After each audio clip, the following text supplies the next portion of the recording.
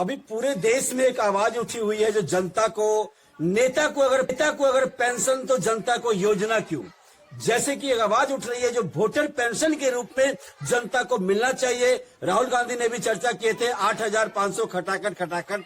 तो सर ये क्या है? सबसे पहले तो मैं आपको बता दूं कि ये नेता क्या करता है, इलेक्शन के टाइम पे एक प्रलोभन देता है, चाहे वो केजरीवाल जी हो दिल्ली का मुख्यमंत्री या फिर राहुल गांधी जी हो। राहुल गांधी और जीआर का विरासत में ये राज गद्दी मिला है। नेता जो है ना, इनके रियासत में मिला, चाहे वो तेजस्वी प्रसाद यादव जी भी है तो उनको भी विरासत में मिला है। तेजस्वी जी भी तो बताए थे ना 8,500, भी तो चर्चा किए थे। चर्चा करना कही तो रहे ना कि चर्चे ये कर सकते हैं, धरातल पे जमीन पे उतारने के पास इनके पास कोई रोड मैप, कोई प्लानिंग नहीं है। क्योंकि हमारे देश के या हमारे राज्य का जीडीपी कितना है, हमारे राज्य सरकार के पास पैसा कितना होगा, उसी में ना आप बांट सकते हैं। आपके जेब में अगर 100 रुपया है, किसी को देना चाहेंगे तो कुछ अपने लिए रखेंगे ना आप देंगे। जैसा सर एक बात और कहना चाहेंगे, जीडीपी का आपने बात किया है, जीडीपी देश की घट रही है बढ़ रही है? देखिए जीडीपी यार कभी नहीं घट रहा है। यहाँ का नेता सबसे ज्यादा जेब भरता है। जी बताना चाह रहा हूँ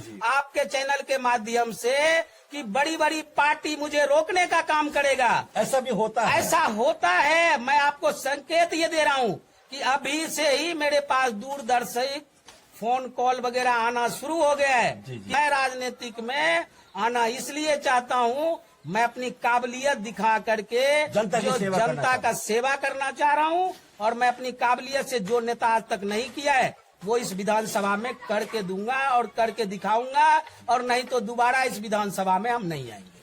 सर एक सवाल और है, जैसा कि 2011 में संसद में एक बात उठी थी वोटर पेंशन को लेकर के, जनता को मिलना चाहिए, अगर नेता को पेंशन तो जनता को योजना क्यों।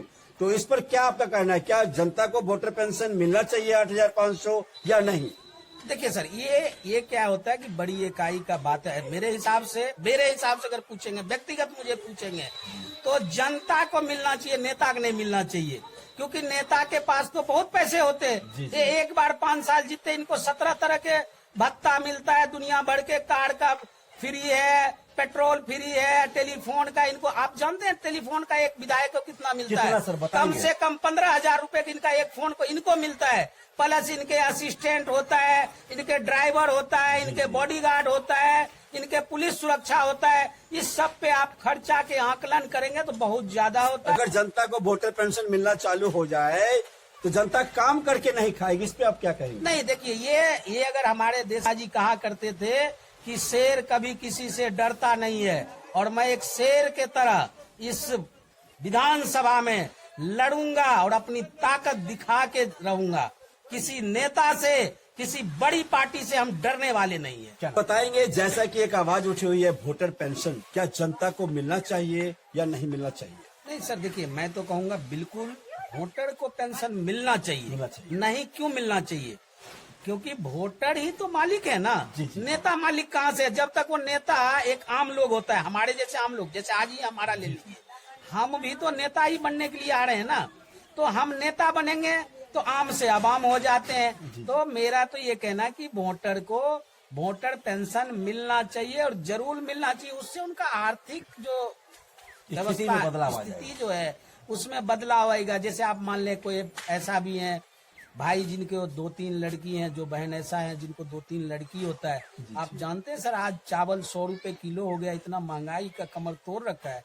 तो वोटर पेंशन मिलेगा तो आर्थिक स्थिति में बदलाव आएगा। जो बेटियां हैं वो अच्छे से पढ़ेगा, ये होना चाहिए। हर चीज में बदलाव आ जाएगा वोटर पेंशन, बहुत बड़ा बदलाव आएगा।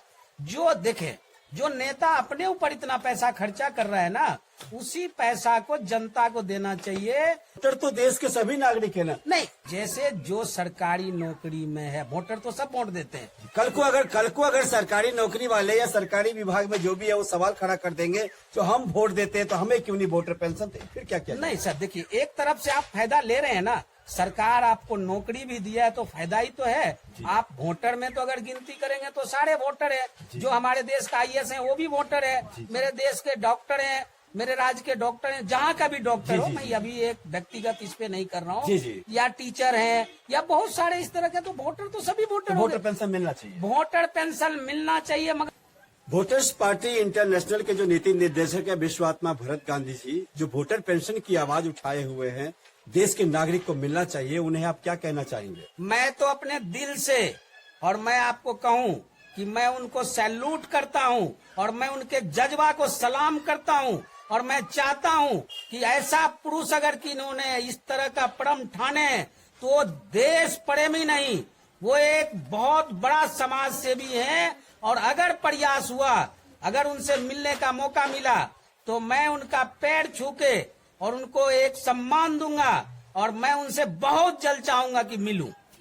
दोस्तों, जैसा कि सर ने बताया, जो विश्वात्मा भरत गांधी जी को धन्यवाद दिए हैं, मैं खुद उन्हें धन्यवाद देना चाहूंगा, क्योंकि इस देश में, इस राष्ट्र में ऐसा कोई पुरुष नहीं है जो जनता के लिए सोचे। क्योंकि दोस्तों, साल का 78 साल आजादी को हो गया है, और आजादी से लेकर के अभी तक जो भी पार्टी है, जो भी नेता है, उन चीजों पे बात करती है जो चीज पहले से होती आ रही है, योजनाओं पे, जैसे कि इंदिरा आवास दिया जाए, शौचालय दिया जाए, मगर सही चीज जो जनता को चाहिए, वोटर पेंशन, जिससे आर्थिक स्थिति में बदलाव आएगा, उस पे कोई नेता आज तक बात नहीं की है।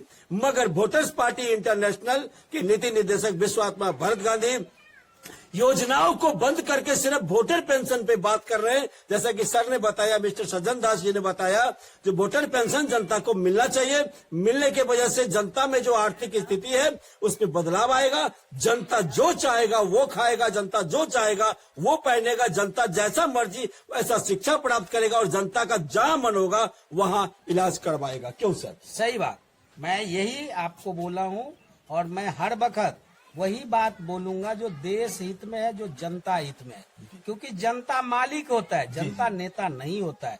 इस चीज को नेता को समझना पड़ेगा।